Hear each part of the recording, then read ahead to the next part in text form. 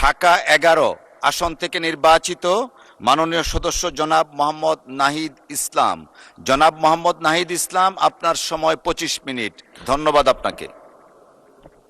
মাননীয় স্পিকার, আপনাকে ধন্যবাদ। মাননীয় স্পিকার, বক্তব্য ভেবেছিলাম শুরু করব অন্য বিষয় নিয়ে, কিন্তু আজকের অধিবেশনের দিনের আলোচনায় আমাদেরকে আরো বেশি অবাক করলেন মাননীয় অর্থমন্ত্রী। ফলে অর্থ সেক্টরের কিছু কথা, কিছু বক্তব্য দিয়ে আলোচনা শুরু করছি। আমরা যখনই ব্যাংকিং খাত বা অর্থ সেক্টরের আর্থিক খাতের কথা আসে, মাননীয় অর্থমন্ত্রী একটা বাক্যই বারবার বলেন যে বিএনপির সময়ে এরকম কোনো রেকর্ড নাই যে আর্থিক খাতে বিশৃঙ্খলা হয়েছে। উনি কিছুক্ষণ আগে অস্বীকার করলেন যে বাংলাদেশ ব্যাংকের গভর্নর একটা রাজনৈতিক নিয়োগ, তাদের দলের নির্বাচন কমিটির সদস্য, এবং তিনি এটা অস্বীকার করলেন। আমি মাননীয় স্পিকার টিআইবির একটা তথ্য আপনাদেরকে দিচ্ছি। বর্তমান সরকারি দলের যারা নির্বাচনের প্রার্থী হয়েছেন তাদের 59.41% ঋণগ্রস্ত, এবং যার বেশিরভাগ হচ্ছে সরকারি দলের। সংসদ সদস্যদের 11,000 কোটি টাকার বেশি ঋণ রয়েছে, যার অধিকাংশই সরকারি দলের। এদের অধিকাংশই ঋণ খেলাপি ছিলেন, নির্বাচনের আগে কিছু টাকা ঋণ দিয়ে পুনঃতফসিল করে নিয়েছেন। এবং বর্তমান যে বাংলাদেশ ব্যাংকের গভর্নর, তার স্পেশালিটিটা কি? তার স্পেশালিটি হচ্ছে এই ঋণ পুনঃতফসিল করা, এটাতে তিনি এক্সপার্ট। ফলে তাকে বাংলাদেশ ব্যাংকের গভর্নর কেন দেওয়া হয়েছে এটা খুব পরিষ্কার মাননীয় স্পিকার। এই যে হাজার হাজার কোটি টাকার ঋণ, সেই ঋণগুলো যাতে ঋণ পুনঃতফসিল করতে পারে, সেই সুযোগ সুবিধাটা করে দেওয়ার জন্যই বাংলাদেশের ইতিহাসে প্রথমবারের মতো একজন ব্যবসায়ীকে বাংলাদেশ ব্যাংকের গভর্নর দেওয়া হয়েছে। ফলে জাতির সামনে এই জিনিসগুলো পরিষ্কার হয়েছে। এখন সামনের আর্থিক খাতে আরো নিয়োগ তারা কি বিবেচনায় দিবেন, এই জন্য আমরা তাদের উপর আর আস্থা রাখতে পারছি না মাননীয় স্পিকার। মাননীয় স্পিকার, রাষ্ট্রপতির উপর ধন্যবাদ জ্ঞাপন বক্তব্য। রাষ্ট্রপতির বক্তব্য আমি শুনিও নাই, পড়িও নাই, এবং সেই বক্তব্য দেওয়ার সুযোগ করে দেওয়াকে আমরা প্রত্যাখ্যান জানিয়েছিলাম। আমরা খুব স্পষ্টভাবে বলেছিলাম যে এই রাষ্ট্রপতি অপসারণ প্রয়োজন, তাকে গ্রেফতার করা প্রয়োজন। এই রাষ্ট্রপতির আর কোনো অধিকার নেই বঙ্গভবনে থাকার, এইখানে এসে বক্তব্য দেওয়ার। প্রেসিডেন্ট শাহাবুদ্দিন চুপ্পু, তার কিছু কুকীর্তির কথা মাননীয় স্পিকার হাউসের সামনে তুলে ধরছি। তিনি দুদকের কমিশনার ছিলেন। তাকে দুদকের কমিশনারের করা হয়েছিল 3টে অ্যাসাইনমেন্ট দিয়ে। 1 নম্বর হচ্ছে খালেদা জিয়া এবং তারেক রহমানের বিরুদ্ধে দুর্নীতির অভিযোগের শাস্তি নিশ্চিত করা। 2 নম্বর পদ্মা সেতুর দুর্নীতির অভিযোগ থেকে আওয়ামী লীগকে ক্লিন শিট দেওয়া। 3 নম্বর ফখরুদ্দিন মঈনুদ্দিন সরকারের সময় শেখ হাসিনা সহ আওয়ামী লীগ নেতাদের বিরুদ্ধে হওয়া দুর্নীতির মামলাগুলোকে বাতিল করে দেওয়া। এমন একজন ব্যক্তিকে বিএনপি সরকার রাষ্ট্রপতি হিসেবে এখনো মেনে নিচ্ছে মাননীয় স্পিকার। আরেকটি ঘটনা বলি, 2009 সালে শেখ হাসিনার ক্যাঙ্গারু আদালতের নির্দেশে এই শাহাবুদ্দিন চুপ্পুর নেতৃত্বে 3 সদস্যের judicial inquiry commission on minority torture in 2001 করেছিল শেখ হাসিনার ক্যাঙ্গারু কোর্ট। এই প্রতিবেদন অনুসারে বিএনপির 26,000 বিএনপির নেতাকর্মীকে 2001 সালে ক্ষমতায় এসে কয়েক হাজার হিন্দুকে তারা হত্যা করেছে, এজন্য দায়ী করা হয়েছিল মাননীয় স্পিকার। এবং আওয়ামী লীগ এই রিপোর্ট দেশে বিদেশে এই রিপোর্ট ফেরি করে তারা নিজেদের এখানে ক্ষমতায় থাকাটাকে পাকাপোক্ত করেছিল। মাননীয় স্পিকার, এই রাষ্ট্রপতি চুপ্পু এস আলমের হাতে ইসলামী ব্যাংকে তুলে দেওয়ার কারিগর, 2 কোটি আমানতকারীকে পথে বসিয়েছিল। এবং জুলাই গণহত্যার সময় তার ভূমিকা, ফ্যাসিবাদের সাথে তার সংশ্লিষ্টতা সবকিছু আমরা জানি। আমাদের দুর্ভাগ্য, এই দুর্নীতিবাজ, অপদার্থ, মিথ্যুক, গণহত্যার দোসর এখনো বাংলাদেশের রাষ্ট্রপতি। একটা আলোচনা কয়েকবার এসেছে যে রাষ্ট্রপতির অধীনে কেন শপথ নিয়েছি আমরা বলতে এখানে ব্যক্তিগতভাবে আমার কথাই বলেছে, কারণ আমি এখানে শপথ নিয়েছিলাম। তো মাননীয় স্পিকার, সেই সময় প্রেক্ষাপট আর এখনকার প্রেক্ষাপট কি এক? জুলাই গণ অভ্যুত্থানের পরে, 5ই আগস্টের পরে আমাদের সামনে 2টা অপশন ছিল। আমরা বলেছিলাম জাতীয় সরকার করতে হবে, সেই জাতীয় সরকারের প্রস্তাব বিএনপি নাকচ করে দিয়েছে। আমাদের সামনে আরেকটা অপশন ছিল ক্ষমতা আর্মির হাতে তুলে দেওয়া। যদি আমরা সেই দিকে আগাতাম আজকে তারা এখানে বসতে পারতেন কিনা মাননীয় স্পিকার সেটা সন্দেহ আছে। দেশের স্বার্থে, দেশের স্থিতিশীলার স্বার্থে আমরা সেই সময় সরকারে গিয়েছিলাম, আমরা শপথ নিয়েছিলাম, কিন্তু বৈষম্যবিরোধী ছাত্র আন্দোলন খুব স্পষ্টভাবে 2024 সালে কিন্তু এই রাষ্ট্রপতির অপসারণ চেয়েছিল। সেই সময় সাংবিধানিক ধারাবাহিকতার কথা বলে রাষ্ট্রপতির পক্ষে অবস্থান নিয়েছিল বিএনপির মহাসচিব মির্জা ফখরুল আলমগীর সাহেব, তিনি নিজেই কথা বলেছিলেন। ফলে এখন তো একটা নির্বাচিত সরকার মাননীয় স্পিকার, এখন তো চাইলেই বিএনপি রাষ্ট্রপতি পরিবর্তন করতে পারে সরকার, এবং আমরা বিশ্বাস করি বিএনপিতে সেই ধরনের যোগ্য আস্থাভাজন ব্যক্তি নিশ্চয়ই রয়েছে। এবং সরকার দলের সদস্যরা অনেকে গৌরবের সাথে বলেছেন যে যেই রাষ্ট্রপতি জিয়াউর রহমানের বিরোধিতা করেছেন সেই রাষ্ট্রপতি এখন জিয়াউর রহমানের প্রশংসা করছে। মাননীয় স্পিকার, গাধাকে দিয়ে আপনি হাল চাষ করিয়ে এটার মধ্যে কোনো বাহাদুরি নাই। এটা আপনাদের দেউলিয়ত্ব, সরকারের দেউলিয়ত্ব যে সরকার এখনো রাষ্ট্রপতি পরিবর্তন করতে পারছে না। মাননীয় স্পিকার, এই অধিবেশনের পুরোটা সময় জুড়ে আমরা সংস্কার, গণভোট, জুলাই সনদ, 72-এর সংবিধান নিয়ে অনেক কথা বলেছি। এবং একটা বিষয় আমার কাছে খুবই অদ্ভুত লেগেছে, কিছু মাননীয় সংসদ সদস্য তারা 72-এর সংবিধানকে 71-এর সাথে মিলিয়েছেন। মাননীয় স্পিকার, আমার জানা নেই আসলে তারা কোন বিবেচনা থেকে এটি মিলিয়েছেন। এটা তো সবসময় আওয়ামী লীগ মিলিয়েছে মাননীয় স্পিকার। তারা 72-এর সংবিধানকে 71-এর ফসল হিসেবে 71-এর চেতনার সাথে মিলিয়েছে। 72-এর মূলনীতিকে 71-এর মূলনীতি বলে 71-এর আদর্শ হিসেবে প্রচার করেছেন। আমরা তো সেটার বিরোধিতা করেছি মাননীয় স্পিকার সবসময়, এবং বিএনপির বহু নেতা এটার বিরোধিতা করেছে মাননীয় স্পিকার। 72-এর সংবিধানের ক্রিটিসিজম, সমালোচনা 72 সাল থেকেই বাংলাদেশে শুরু হয়েছিল। গত 16 বছর এই সমালোচনা তৈরি হয়েছিল। 72-এর সংবিধানের সমালোচনা মোটা দাগে 3টি। প্রথমত, এই সংবিধান স্বাধীন বাংলাদেশের নির্বাচিত প্রতিনিধিরা প্রণয়ন করে নাই। আমি সরকারি দলের মাননীয় সংসদ সদস্য ব্যারিস্টার নওশাদ জমির সাহেবের সাথে, ওনার সাথে আমি সহমত পোষণ করে বলতে চাই, একটা স্বাধীন দেশের শাসনতন্ত্র রচনা করার অধিকার, সুযোগ সেই দেশের নির্বাচিত প্রতিনিধিদের হওয়া উচিত। 72-এর সংবিধান রচনা করেছিল যারা 70-এর নির্বাচনে আইয়ুব খানের এলএফের অধীনে যারা নির্বাচিত হয়েছিল পাকিস্তানের শাসনতন্ত্র রচনা করার জন্য মাননীয় স্পিকার। দ্বিতীয়ত, এই 72-এর সংবিধান ইনহেরেন্টলি এটা একটা আনডেমোক্রেটিক কনস্টিটিউশন। একজন ব্যক্তির হাতে সকল ক্ষমতা অর্পণ করা হয়েছিল মাননীয় স্পিকার। সেই সময় শেখ মুজিবকে সামনে রেখে এই সংবিধান তৈরি করা হয়েছিল। একজন ব্যক্তির হাতে সংসদের ক্ষমতা, নির্বাহী বিভাগের ক্ষমতা, এমনকি বিচার বিভাগের ক্ষমতাও নানা কায়দা করে তার হাতে তুলে দেওয়া হয়েছিল মাননীয় স্পিকার। ফলে স্বৈরতন্ত্রের বীজ কিন্তু সেই 72-এর সংবিধান থেকে বাংলাদেশে শুরু হয়েছিল। এবং সবচেয়ে ইম্পর্টেন্ট, এই সংবিধান হচ্ছে মুজিববাদী আদর্শ দ্বারা রচিত হয়েছিল মাননীয় স্পিকার। 71-এর আদর্শ কিন্তু 4 নীতি ছিল না মাননীয় স্পিকার। 71-এর আদর্শ ছিল সাম্য, মানবিক মর্যাদা, সামাজিক ন্যায় বিচার। 72-এর সংবিধান এসে বলা হলো জাতীয়তাবাদ, বাঙালি জাতীয়তাবাদ, ধর্মনিরপেক্ষত্ব, গণতন্ত্র এবং সমাজতন্ত্র, এবং এটার বিরুদ্ধে বিদ্রোহ করেছিলেন মেজর জিয়াউর রহমান। মাননীয় স্পিকার, আজকে বিএনপি তার ফান্ডামেন্টাল জায়গা থেকে সরে যাচ্ছে মাননীয় স্পিকার। শুধু জামাত ইসলাম 72-এর বিরোধিতা করেছে বলে কি বিএনপি এখন আওয়ামী লীগের পজিশনে চলে গিয়েছে?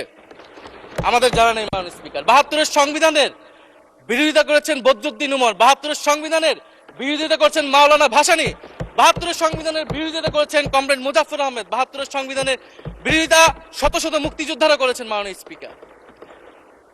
ফলে এই 72-এর সংবিধানকে বাতিল করার একটা সুযোগ আমাদের এসেছিল 1975 সালের সিপাহী জনতার বিপ্লবের মধ্য দিয়ে। জিয়াউর রহমানের এটা একটা ঐতিহাসিক ভুল বলবো মাননীয় স্পিকার, তার প্রতি সম্মান রেখে, যে আমরা সেই সময় সেই অপরচুনিটি মিস করেছি। আমরা একটা গণপরিষদ দিয়ে নতুন সংবিধান করতে পারি না, এবং এই অপরচুনিটি আমরা এই 24-ও মিস করেছি এবং এখনো করতে যাচ্ছি মাননীয় স্পিকার। মাননীয় স্পিকার, 5ই আগস্টের পরে যখন সংস্কারের আলোচনা আসলো, বৈষম্যবিরোধী ছাত্র আন্দোলন তাদের পক্ষ থেকে আমরা বলেছিলাম আমরা নতুন সংবিধান চাই বা সংবিধান পুনর্লিখন চাই। বিএনপি বলেছিল তারা নির্বাচনের মাধ্যমে ক্ষমতায় যেতে চায়। ফলে 5ই আগস্টের পর থেকে রাস্তা দুটি আলাদা হয়ে গেছিল মাননীয় স্পিকার। তখন আমরা একটা মধ্যপন্থায় আসলাম যে আমরা সংস্কারে আসি। সেই জায়গা থেকে সংস্কার কমিশন ঐক্যমত, সেখানে আলোচনা হলো। এখন সাংবিধানিক সংস্কার পরিষদ করার কথা গণভোটে বলা হলো, এখন বিএনপি সেই জায়গা থেকে সরে গিয়েছে। এখন বিএনপি যদি সেই জায়গা থেকে সরে যায়, আমাদেরকে পূর্বের জায়গায় ফেরত যেতে হবে। মাননীয় স্পিকার, সংবিধান পুনর্লেখনের দাবি আমাদেরকেও জানাতে হবে। তারা যদি ৭২-এর পক্ষে এরকম অটল অবস্থানে থাকে। জুলাই সনদ নিয়ে অনেক কথা হয়েছে মাননীয় স্পিকার। জুলাই সনদ, জাতীয় জুলাই সনদ, আমরা যেদিন স্বাক্ষর হয়েছিল, আমরা জাতীয় নাগরিক পার্টি সেদিন স্বাক্ষর অনুষ্ঠানে যাইনি মাননীয় স্পিকার। এবং পরবর্তীতে আমরা স্বাক্ষর করেছি বলা যায় না, আমরা সেখানে আমাদের কমেন্টটা দিয়ে এসেছিলাম মাননীয় স্পিকার। জুলাই জাতীয় সনদ, জুলাই গণ অভ্যুত্থানের পরবর্তীতে এত কষ্টের যে ফসলটাকে, সেইটাকে মাননীয় স্পিকার নোট অফ ডিসেন্ট দিয়ে সেটাকে কলুষিত করে ফেলা হয়েছে। যেদিন জুলাই জাতীয় সনদ স্বাক্ষর হয়, সেদিন জুলাই জাতীয় সনদের মেজর সংস্কারগুলোতেই পাশে একটা নোট লেখা হয়েছে যে কোনো রাজনৈতিক দল বা জোট তাদের নির্বাচনী ইস্তিহার উল্লেখপূর্বক যদি জনগণের ম্যান্ডেট লাভ করে, তাহলে তারা সেই মতো ব্যবস্থা গ্রহণ করতে পারবে। তাহলে যেই দল নির্বাচনে জয়ী হবে, তারা তাদের ইস্তেহার অনুযায়ী সবকিছু করবে মাননীয় স্পিকার। এটার জন্য ঐক্যমতের কোনো প্রয়োজন হয় না। আপনি যদি নির্বাচনে জিতে আপনার ইস্তেহার মতোই সবকিছু করবেন, তাহলে আপনার সাথে আমার কিসের ঐক্যমত, কিসের আলোচনা? এবং সেই নোটগুলো কিভাবে লেখানো হয়েছে, কিভাবে বল প্রয়োগ করে, শক্তি প্রয়োগ করে ঐক্যমত কমিশনকে চাপ দিয়ে লেখানো হয়েছে মাননীয় স্পিকার, এটা ঐক্যমত কমিশনের আমি মনে করি এখন বলার সুযোগ হয়ে এসেছে, সময় এসেছে। ফলে জুলাই জাতীয় সনদ কে আমরা একসেপ্ট সেই সময় করতে পারি নাই। এবং মাননীয় স্বরাষ্ট্রমন্ত্রীর ভাষাকে ধার করে আমি বলতে চাই যে জুলাই জাতীয় সনদ এক অন্তহীন প্রতারণার দলিলে পরিণত করেছে মাননীয় স্পিকার বিএনপি এটাকে। এবং ৭২-এর সংবিধানকে আওয়ামী লীগ দলীয় ইস্তেহারে পরিণত করেছিল, কলুষিত করেছিল। এবং জুলাই জাতীয় সনদকে বিএনপি কলুষিত করেছে, দলীয় ইস্তেহারে পরিণত করেছে মাননীয় স্পিকার। আপনি বলছেন জুলাই জাতীয় সনদ, তারপরে আপনি দেখাচ্ছেন হচ্ছে আমার দলীয় ইস্তিহার, তাহলে এখানে তো কোনো ঐক্যমতের সুযোগ নাই। এরপরে আসলো গণভোট। গণভোটের আদেশ নিয়ে সমালোচনা আছে, এবং এই সমালোচনা আমরাও করেছি যে রাষ্ট্রপতি এই ধরনের অর্ডার দিতে পারে কিনা। কিন্তু গণভোটটাকে সবাই মেনে একটা কনসেনসাসের ভিত্তিতেই তো আমরা এই গণভোটে সবাই মিলে অংশগ্রহণ করলাম মাননীয় স্পিকার। বিএনপি এবং তৎকালীন বিএনপির বর্তমান মাননীয় প্রধানমন্ত্রী এবং চেয়ারপারসন, তিনি নিজেও সংস্কারের পক্ষে, হ্যাঁ পক্ষে ভোটে প্রচারণা করেছেন। ফলে আপনাদের ইলেকশনের আগে এটা পরিষ্কার করা প্রয়োজন ছিল যে এই গণভোট আপনারা মানেন না, এই গণভোটে হ্যাঁ বা না জিতুক এটার সাথে আপনাদের কোনো সম্পর্ক নাই। ওনারা কিন্তু মাননীয় স্পিকার সেটা করেননি। ফলে জুলাই গণভোট এটা রাজনৈতিক সিদ্ধান্ত এবং গণরায়। মাননীয় স্বরাষ্ট্রমন্ত্রী তিনি নিজেই সেই সময় বলেছেন যে গণরায় হচ্ছে সার্বভৌম ক্ষমতা, জনগণের রায় আসলে সেটা সকলেই মেনে নিতে বাধ্য হবে, এমনকি যদি সেটার বিরুদ্ধেও কেউ বিজয়ী হয় তারাও সেটা মেনে নিতে বাধ্য হবে। ফলে আমরা মনে করি যে এই গণভোট অনুসারে যে সাংবিধানিক সংস্কার পরিষদ, অতি দ্রুত সময়ের মধ্যে সাংবিধানিক সংস্কার পরিষদ গঠন করা উচিত, এর সুরাহা করা উচিত। আমরা তো মাননীয় স্পিকার অনেক দূর সরে এসেছি, নতুন সংবিধানের জায়গা থেকে সরে আসতে আসতে আমরা কোথায় আসলাম? আমরা খুবই সামান্য কিছু দাবি এখানে এসেছে, জুলাই জাতীয় সনদ বা গণভোট যেটাই বলেন না কেন, যে একটা উচ্চকক্ষ হবে ভোটের অনুপাতে, তত্ত্বাবধায়ক সরকার হবে। এই তত্ত্বাবধায়ক সরকার নিয়েই তো এত ঝামেলা, গত 16 বছরের এত আন্দোলন। কিভাবে নিয়োগ হবে, এই নিয়োগটা আমাদেরকে জানতে হবে মাননীয় স্পিকার। নির্বাচন কমিশনার এবং সাংবিধানিক প্রতিষ্ঠানগুলোতে কিভাবে নিয়োগ হবে, একটা নির্দলীয় এবং গ্রহণযোগ্য নিয়োগ আমরা কিভাবে করতে পারি, যেটা দেশকে বিভাজিত করবে না, বিরোধী দলের উপরে বিরোধী দলের অধিকার ক্ষুণ্ণ করবে না। এবং সবচেয়ে গুরুত্বপূর্ণ বিচার বিভাগ পৃথকীকরণ মাননীয় স্পিকার।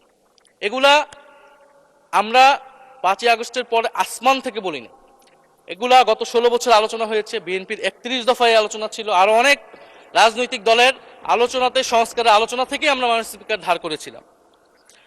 হ্যাঁ, বিচার বিভাগ এই মুহূর্তে পৃথকীকরণ বা বিচার বিভাগের স্বাধীনতা নিয়ে কনসার্ন আছে, কারণ আওয়ামী লীগের নিয়োগকৃত অনেক বিচারক মাননীয় স্পিকার এখনো রয়ে গেছে বিচারালয়ে, যারা এই জামিনগুলো করিয়েছে ফ্যাসিস্টদের।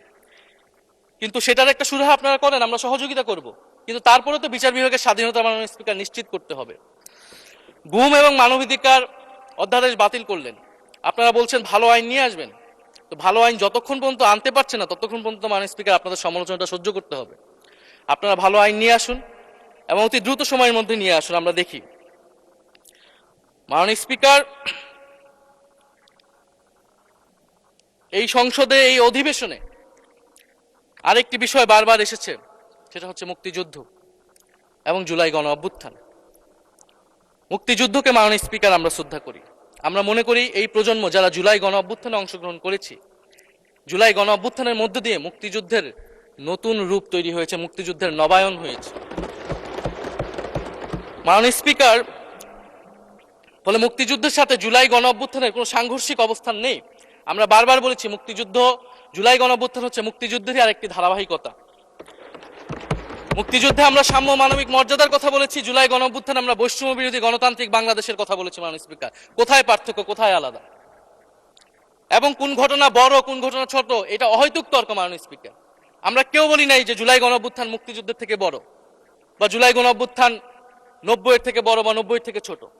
জুলাই গণ অভ্যুত্থান এক বিশেষ ঘটনা বাংলাদেশের ইতিহাসে, মুক্তিযুদ্ধ এক বিশেষ ঘটনা, মুক্তিযুদ্ধ বাংলাদেশের ফাউন্ডেশন। মাননীয় স্পিকার, এটার ব্যাপারে আমরা আনকম্প্রোমাইজেবল, এটা নিয়ে কোনো বিতর্কের কোনো সুযোগ নাই। তবে এই কথাটা ওনারাই বারবার বলে মুক্তিযুদ্ধকেও ছোট করতেছেন, জুলাই গণ অভ্যুত্থানকেও ছোট করতেছেন।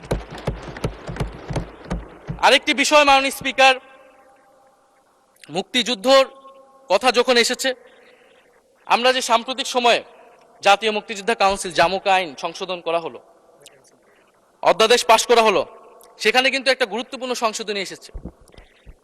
মুক্তিযোদ্ধাদের সংজ্ঞা থেকে মুজিব বাহিনীকে বাদ দেওয়া হয়েছে। মাননীয় স্পিকার, এবং আপনারা জানেন যে এই মুজিব বাহিনী, সেটাকে সংযুক্তির মাধ্যমে হাজার হাজার ছাত্রলীগের নেতাকর্মীকে মুক্তিযোদ্ধা সার্টিফিকেট দেওয়া হয়েছিল। মাননীয় স্পিকার, মুজিব বাহিনীর রোল কি ছিল, এটা আপনারা এখানে যারা অভিজ্ঞ মাননীয় স্পিকার অনেক মুক্তিযোদ্ধা আছেন, তারা ভালো করেই জানেন। মুজিব বাহিনী তৈরি হয়েছিল অন্তর্ঘাত তৈরি করার জন্য। তারা অস্ত্র হাতে দেশে পাকিস্তান বাহিনীর বিরুদ্ধে যুদ্ধ করে নাই, তারা দেশে ঢুকে মুক্তিযুদ্ধের আওয়ামী লীগ বারে অন্য যেই পক্ষগুলো রয়েছে তাদেরকে হত্যা করেছিল। মাননীয় স্পিকার, ফলে মুজিব বাহিনী কিন্তু কোনো মুক্তিযোদ্ধা না বর্তমান আইন অনুসারে। কিন্তু এখানে অনেক মুজিব বাহিনীর কিছু লোক আছেন, তারা নিজেদেরকে মুক্তিযোদ্ধা হিসেবে বারবার জাহির করছে। ফলে আমাদেরকে এই ফারাকটাও করতে হবে মাননীয় স্পিকার।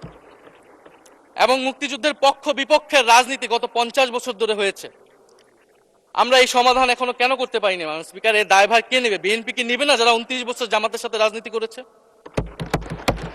একটা কথা তো এখন সবাই বলে, সাথে থাকলে সঙ্গী, না থাকলে জঙ্গি। ফলে এটার দায়িত্ব ছিল তো উনাদের, এই রিকনসিলিয়েশন তৈরি করা, এই প্রশ্নের সুরাহা করা।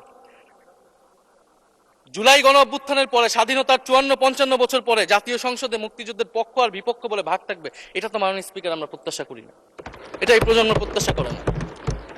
আমি মাননীয় স্বরাষ্ট্রমন্ত্রীর সাথে একমত পোষণ করি যে ইতিহাসের এই বিতর্ক আমাদেরকে সমাধান করতে হবে, একপাশে রেখে সামনের দিকে এগিয়ে যেতে হবে, এবং এটা সব পক্ষকে এটার জন্য দায়িত্বশীল ভূমিকা পালন করতে হবে।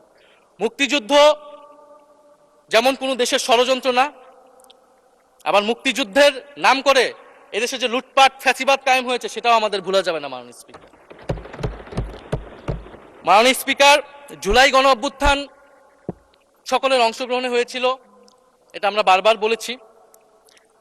তবে বিএনপির বিভিন্ন সদস্য তারা তাদের আলোচনায় বারবার বলার চেষ্টা করে যে আমরা ছিলাম না, আমরা তো এভাবে ছিলাম, এভাবে ছিলাম। এটা তো প্রমাণ করার প্রয়োজন নাই মাননীয় স্পিকার। এটা কেন এত হীনমন্যতা আমাদের এটা বুঝে আসে না। বিএনপি তো অবশ্যই জুলাই গণ অভ্যুত্থানে ছিল, আমাদের সাথেই ছিল। এবং সেই সময়ের একটা উক্তি বিএনপির মহাসচিব মির্জা ফখরুল ইসলাম আলমগীর, উনি বলেছিলেন যে এই আন্দোলনের সাথে আমাদের সম্পর্ক নাই, এটা ছাত্রদের আন্দোলন। তার ওই বক্তব্য সঠিক ছিল মাননীয় স্পিকার। তার উনার ওই সময়ে কৌশলগত অবস্থান এটাই সঠিক ছিল, উনি ওই সময় এই বক্তব্যই প্রয়োজন ছিল, এটাতে তো আমাদের কোনো দ্বিমত নাই। মাননীয় স্পিকার, আমাকে ডিজিএফআই, ডিবি, এসবি, বাংলাদেশের হেন কোনো গোয়েন্দা সংস্থা নাই যারা আমাকে ইন্টারগেশন করেছে, টর্চার করেছে, এবং একটা কথা বারবার বলানোর চেষ্টা করেছিল যে এই আন্দোলন বিএনপি জামাতের আন্দোলন, যারা আগুন লাগিয়েছে তারা বিএনপি জামাতের সন্ত্রাসী। এটা একবার তোমরা শুধু বলো। ডিবি অফিসের শেষ পর্যন্ত আমরা বাধ্য হয়েছি আন্দোলন স্থগিতের ঘোষণা দিতে, কিন্তু কখনো এই কথাটা মাননীয় স্পিকার আমরা বলিনি। ফ্যাসিবাদ বিরোধী রাজনৈতিক দলের নেতাকর্মীকে আমরা আন্দোলনের সময় থেকে এখন পর্যন্ত কখনো আমরা অস্বীকার করিনি। কিন্তু একটা জায়গা আমরা ফারাক করতে চাই, যে এই গণ অভ্যুত্থান কোনো দলীয় আন্দোলন নয়। 90-এর গণ অভ্যুত্থান, 69-এর গণ অভ্যুত্থান থেকে এই গণ অভ্যুত্থানের পার্থক্য রয়েছে মাননীয় স্পিকার। এই গণ অভ্যুত্থানে ফ্যাসিবাদ বিরোধী রাজনৈতিক দলের নেতাকর্মীরা নেতৃত্বে নয়, সামনে পিছনে ছিল মাননীয় স্পিকার, সামনে সাধারণ জনগণ ছিল, ছাত্ররা ছিল। ফলে সেই হিসেবেই এই গণ অভ্যুত্থানকে স্বীকৃতি দেওয়া উচিত। এখন যদি বলা হয় যে অমুকের নেতৃত্বে এই গণ অভ্যুত্থান হয়েছে, আমাদের লোকেরা এই গণ অভ্যুত্থান করেছে, এটা মাননীয় স্পিকার এই গণ অভ্যুত্থানের সাথে যারা সাধারণ মানুষ নেমেছিল, যারা শহীদ হয়েছে, তাদের সাথে মাননীয় স্পিকার বিশ্বাসঘাতকতা করা হবে। ফলে জুলাই গণ অভ্যুত্থানের সকলের অংশগ্রহণ ছিল। হ্যাঁ, আমাদের অনেক মত পার্থক্য, জুলাই গণ অভ্যুত্থানের পরে আমাদের রাস্তা আলাদা হয়ে গেছে আমরা মনে করি রাজনৈতিকভাবে, কিন্তু গণ অভ্যুত্থান আমরা একসাথেই করেছিলাম মাননীয় স্পিকার।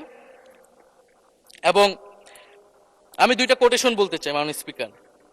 7ই আগস্টে নয়াপল্টনের সমাবেশে জনাব তারেক রহমান ভার্চুয়ালি যুক্ত হয়ে বলেন, 1971 ছিল স্বাধীনতা অর্জনের আন্দোলন, আর 2024-এর আন্দোলন হলো সেই স্বাধীনতা ও সার্বভৌমত্ব রক্ষার আন্দোলন। এই আন্দোলনে অংশ নেওয়া প্রতিটি ছাত্র জনতা আজ থেকে নতুন দিনের মুক্তিযোদ্ধা। মাননীয় স্পিকার, মুক্তিযুদ্ধের সাথে আমরা তুলনা করছি এই জায়গা থেকে, কারণ আমাদের কাছে এটা প্রায় যুদ্ধ সময় একটা পরিস্থিতি ছিল। 6 আগস্ট বঙ্গভবনে আলোচনা শেষে ব্রিফিংয়ে মির্জা ফখরুল ইসলাম আলমগীর বলেন, ছাত্র জনতা বুকের রক্ত দিয়ে আমাদের নতুন এক সকাল উপহার দিয়েছে, বাংলাদেশ আজ দ্বিতীয়বার স্বাধীন হলো। এই স্বাধীনতা আমাদের রক্ত দিয়ে রক্ষা করতে হবে মাননীয় স্পিকার। আমরাও বলি রক্ত দিয়ে রক্ষা করতে হবে। মাননীয় স্পিকার, আমাকে একটু সময় বাড়িয়ে দিবেন। আমি যে সময়টা পেয়েছি এটা বিরোধী দলের কোটা থেকে, আমি আশা করব সরকারি দলের কোটা থেকে আমি আরো 10 মিনিট পাবো মাননীয় স্পিকার। মাননীয় চিফ হুইপ এবং সংসদ নেতা নিশ্চয়ই এটাতে সম্মতি দিবেন। মাননীয় স্পিকার, আমরা ভারত এবং পররাষ্ট্রনীতি নিয়ে কিছু কথা বলতে চাই। এই সরকার আসার পর একটা জিনিস বারবার আছে যে ভারতের সাথে সম্পর্ক উন্নয়ন, এবং মাননীয় পররাষ্ট্র মন্ত্রী যিনি আগের সরকারের নিরাপত্তা উপদেষ্টা, যার পদত্যাগ তৎকালীন বিএনপি চেয়েছিলেন, সেই পররাষ্ট্রমন্ত্রী ভারতে সফর করেছেন প্রথম, এবং তিনি যে বিবৃতি দিয়েছেন সেই বিবৃতিটা আমাদের কাছে স্পষ্ট না। আমরা কোন ভিত্তিতে ভারতের সাথে সম্পর্ক উন্নয়নের কথা বলছি? যেই ভিত্তিতে আওয়ামী লীগ উন্নয়নের কথা বলেছিল সেই ভিত্তিতে? ভারত বাংলাদেশকে 1971 সালের পর থেকে করদ রাজ্য পরিণত করার জন্য হেন চেষ্টা নেই যে করে নাই মাননীয় স্পিকার। সীমান্তে হত্যাকাণ্ড এখনো হচ্ছে, আমরা নদীর পানি হিস্সা পাচ্ছি না, এবং নতুন করে যেটা হচ্ছে যে বর্ডারে বাংলাদেশি বলে বিভিন্ন মানুষকে পুশিন করা হচ্ছে।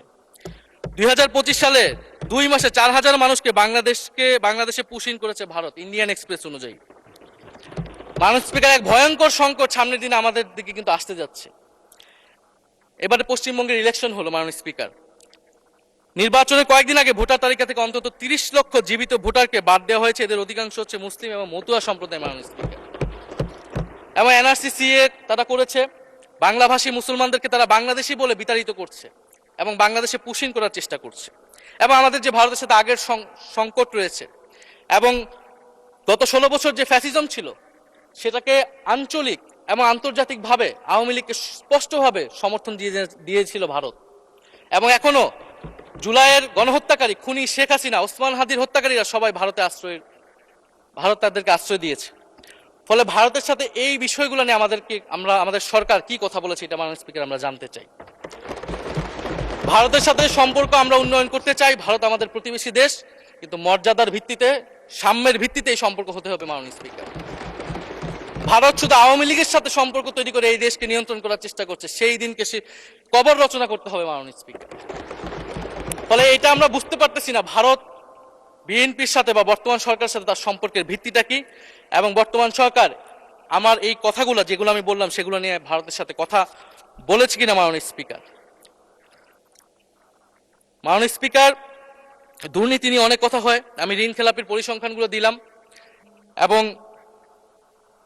নির্বাচনের বিধান অনুযায়ী ঋণ খেলাপিকে নির্বাচনে প্রার্থী হতে পারবে না, কিন্তু আমরা দেখলাম নির্বাচনের আগে কিছু টাকা পরিশোধ করে ঋণ পুনঃতফসিল করে তারা সংসদ সদস্য বেশি আসলেন মাননীয় স্পিকার। মাননীয় স্পিকার, আমি কিছু সংখ্যা বলছি। 1700 কোটি টাকা, 765 কোটি টাকা, 679 কোটি টাকা, 621 কোটি টাকা, 201 কোটি টাকা, 182 কোটি টাকা, 97 কোটি টাকা। মাননীয় স্পিকার, এগুলো আমাদের সংসদ সদস্য যারা তাদের ঋণ রয়েছে মাননীয় স্পিকার। এবার আমি নাম বললাম না, কিন্তু পরের সেশনে কিন্তু মাননীয় স্পিকার আমি নাম ধরেই কথা বলবো, এগুলা ফ্যাক্ট, এবং এখনো 2 জন আসতে পারে নাই এই কারণে। এখন দুর্নীতির বিরুদ্ধে তো যুদ্ধ ঘোষণা হয়েছে, এখন এই ঋণগুলো কবে বাংলাদেশের জনগণ ফেরত পাবে, বাংলাদেশের ব্যাংক ফেরত পাবে মাননীয় স্পিকার, এটা আমরা জানতে চাই। মাননীয় স্পিকার যদি সময় একটু বাড়িয়ে দেন। হ্যাঁ, মাননীয় সদস্য, আপনি আবেদন জানিয়েছিলেন, এর মধ্যে ট্রেজারি বেঞ্চের যে চিফ হুইপ আছেন, মাননীয় চিফ হুইপ, উনি আমাকে জানিয়েছেন উনার সময় 20 মিনিট বরাদ্দ ছিল, সেখান থেকে 5 মিনিট উনি কর্তন করে আপনাকে দিয়েছেন। তো আপনি 5 মিনিটের মধ্যে দয়া করে শেষ করবেন। থ্যাংক মাননীয় ইউ। স্পিকার, আর মাননীয় প্রধানমন্ত্রীর থেকে আরো 5 মিনিট আমি রিকোয়েস্ট করছি মাননীয় স্পিকার। আর যদি 5 মিনিটে শেষ করতে পারে আমি শেষ করে দিব, কোনো সমস্যা নেই। মাননীয় স্পিকার, ফলে আমরা দুর্নীতির কথা বলা হচ্ছে, 16 বছরে আওয়ামী লীগের যে দুর্নীতি, সেই দুর্নীতি থেকেও বড় হয়ে গেছে অন্তর্বর্তী সরকারের সময় ছাত্র সমন্বয়করা কি দুর্নীতি করেছে মাননীয় স্পিকার। ছাত্র সমন্বয়করা খুবই খারাপ, তারা মন্ত্রণালয়ে ঘুরেছে, দুর্নীতি করেছে, কিংস পার্টি করেছে। তো মাননীয় স্পিকার, গত আওয়ামী লীগের আমলে 16 বছরের দুর্নীতির বিচার ওনারা কিভাবে করবেন সেইটা মাননীয় স্পিকার ওনাদের বলা উচিত জনগণের সামনে। এবং আরো ভালো হয় যদি 2001 থেকে 6 সাল পর্যন্ত মাননীয় স্পিকার যে দুর্নীতির অভিযোগগুলো এসেছিল সেটারও একটা স্বচ্ছ তদন্ত মাননীয় স্পিকারের বর্তমান সরকার করে। দুর্নীতি কেউ না কেউ তো করেছে, কারা করেছে তাদের নাম বাংলাদেশের জনগণের সামনে উন্মুক্ত করা হোক, কারণ সেটার জন্যই তাদেরকে ভোগান্তি পোহাতে হয়েছে 1/11 ষড়যন্ত্রের মাধ্যমে। বর্তমান প্রধানমন্ত্রী, তাকেও কিন্তু দুর্নীতির মিথ্যা অভিযোগ দিয়ে মাননীয় স্পিকার তার বিরুদ্ধে মামলা করা হয়েছিল। মাননীয় স্পিকার, মাননীয় স্বরাষ্ট্রমন্ত্রীর দৃষ্টি আকর্ষণ করছে, একটু আইন শৃঙ্খলা নিয়ে কথা বলি। 2 মাসে বিএনপির হাতে খুন হয়েছে 31 জন, ধর্ষণের ঘটনা ঘটেছে 14টি, বিএনপির চাঁদাবাজির খবর এসেছে 83টি, হামলার ঘটনা এসেছে 154টি। এর একটিতে সরকার কার্যকর কোনো ব্যবস্থা গ্রহণ করেনি। মাননীয় স্পিকার, শাহবাগ থানার সামনে ঢাকা বিশ্ববিদ্যালয়ের সাংবাদিক সমিতির কয়েকজন সদস্যকে বেধড়ক মারধর করেছে ছাত্র দলের নেতাকর্মীরা, এবং এটার এখনো কোনো মামলা নেয়নি। মাননীয় স্বরাষ্ট্রমন্ত্রী যদি জানান এই মামলাটা কেন নেওয়া হচ্ছে না। থানার ভিতর প্রবেশ করে ওসির রুমে ডাকসুর 2 জন নির্বাচিত প্রতিনিধিদের উপর হামলা করা হয়েছে। মাননীয় স্পিকার, ঢাকা বিশ্ববিদ্যালয়ের সাংবাদিক সমিতি, মাননীয় স্পিকার আপনি জানেন আপনি ঢাকা বিশ্ববিদ্যালয়ের ছাত্র, মহসিন হলের, আমিও মহসিন হলের ছাত্র। মাননীয় স্পিকার, ঢাকা বিশ্ববিদ্যালয়ের সাংবাদিক সমিতির একটা বড় ভূমিকা আছে বাংলাদেশের গণতান্ত্রিক আন্দোলনগুলোতে, আমাদের বিশ্ববিদ্যালয়ের গণতান্ত্রিক আন্দোলনগুলোতে। মাননীয় স্পিকার, মাজার হামলা নিয়ে কিছু কথা বলতে চাই। এই সরকারের আমলেও আমরা দেখলাম যে কুষ্টিয়ায় মাজারে হামলা করে একজনকে হত্যা করা হয়েছে। মাননীয় স্পিকার, এটা আমরা নিন্দা এবং প্রতিবাদ জানাই। আমরা কোনো ধর্মীয় বিতর্কে ঢুকবো না, সেটা নিয়ে আমাদের আলেম ওলামাগণ ব্যাখ্যা করবেন, কিন্তু আমরা রুল অফ ল নিয়ে কথা বলতে চাই। মাননীয় স্পিকার, এই ধরনের ঘটনা কোনোভাবেই গ্রহণযোগ্য হতে পারে না, এবং অন্তর্বর্তী সরকারের সময় এই ধরনের ঘটনা অনেক ঘটেছে, আমরা তারও নিন্দা জানাই, এবং সকল ঘটনার তদন্ত এবং বিচার হওয়া উচিত মাননীয় স্পিকার এই সময়ের মধ্যে। মাননীয় স্পিকার, জঙ্গিবাদ নিয়ে নতুন করে কথা আসছে, সরকারের প্রতি অনুরোধ থাকবে আপনারা একটু সমন্বয় করে বক্তব্য দিন। স্বরাষ্ট্রমন্ত্রী বলছেন জঙ্গিবাদ নেই, আবার মাননীয় প্রধানমন্ত্রীর উপদেষ্টা বলছেন জঙ্গিবাদ আছে, জঙ্গি আছে। তো ওনাদের বক্তব্যটা পরিষ্কার হলে আমরাও এই বিষয়ে আমাদের অবস্থান বা বক্তব্যটা পরিষ্কার করতে পারবো। তবে একটা জিনিস, যে জঙ্গিবাদের বিরুদ্ধে আমাদের জিরো টলারেন্স। মাননীয় স্পিকার, এটা বাংলাদেশের সিকিউরিটি প্রশ্ন, এবং এটা সরকার এককভাবে ডিল করতে পারবে না, এটা জাতীয় ঐক্য লাগবে, এবং সরকারকে আমরা সর্বাত্মকভাবে সহযোগিতা করবো এই বিষয়ে। তবে বিগত আমলের মতো এবং ওয়ারেন্ট টেররের প্রজেক্ট হিসেবে যাতে বাংলাদেশে কোনো জঙ্গিবাদের নাটক না হয় মাননীয় স্পিকার, এটাও আমাদের মাথায় রাখবে। মাননীয় স্পিকার, আমাদের দেশের প্রধান একটা জনগোষ্ঠী হচ্ছে কৃষক, আমরা সবাই কৃষক পরিবারের সন্তান। সরকার কৃষি কার্ড দিচ্ছে, এটা সরকারকে সাধুবাদ জানাই। তবে সরকার গত বছরের যে দামে কৃষক থেকে ধান এবং চাল কিনেছে, এই বছর ঠিক একই দামে কৃষক থেকে ধান কিনছে, এটার ফলে কৃষকদের কিন্তু মাননীয় স্পিকার লোকসান হচ্ছে। ডিজেলের দাম বৃদ্ধি হয়েছে, সেচ খরচ, সার, বীজ, শ্রমিক মজুরি সব মিলিয়ে মাননীয় স্পিকার বড় মৌসুমে ধানের উৎপাদন খরচ উল্লেখযোগ্যভাবে বেড়েছে।